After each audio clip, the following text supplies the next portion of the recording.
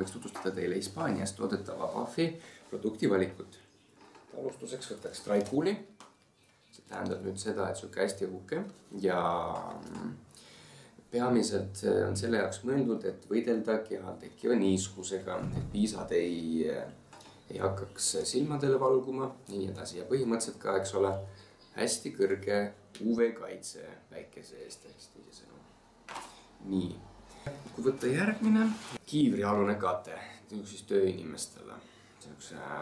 Samamoodi võitleb väga hästi niiskusega, ei lase sellel tekkida kehale. Ja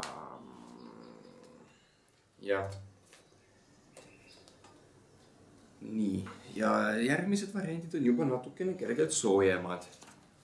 Et soojemasse,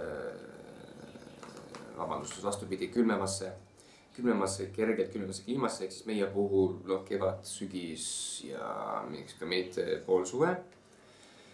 Ka väga heade niiskuseraldusomadustega ja kuivamisomadusega. Aga samas natukene rohkem sooja, hoiab keha ligi ja ei lase sellel ära minna.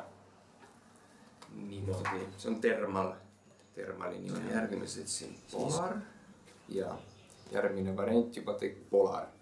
On olemas Polari siuke variant, kus on pool, ütleme nii, on seda üsnagi siuksed õhulisemad Puffi ja siis pool on sellist fliismaterjali, mis on hästi soe ja sellest saab voolida ühe mütsi, näiteks mütsi, millel saab ka panna, eks ole, nagu see piraat või ka lihtsalt nagu tavalisena kasutada. Ja tähendab, siis oleks nii, et üks osa on soe, mis meil kõige rohkem soojust vajab ja juustega kaetud osa veidi õhulisem, saaks paremini hingata. Nii, on olemas ka Polari täiesti tavalised fliistorusallid, mis hoiavad väga hästi sooja ja juba külmadesse, ütleme nii, -20, -20 nullini. Samad variandid on olemas, eks ole, ka täiesti maskina Polarist ja ka muidugi kõikidest teistest variantidest ka hiljem natuke räägime ennast. Nii, veel on üks põhilisemaid valikuid on lambavillast. See on ka siuke kergelt pehmem ja paksem materjal.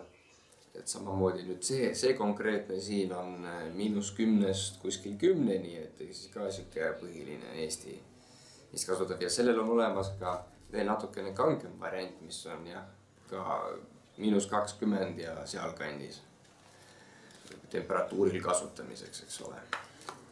Nii. Ja nüüd on järg.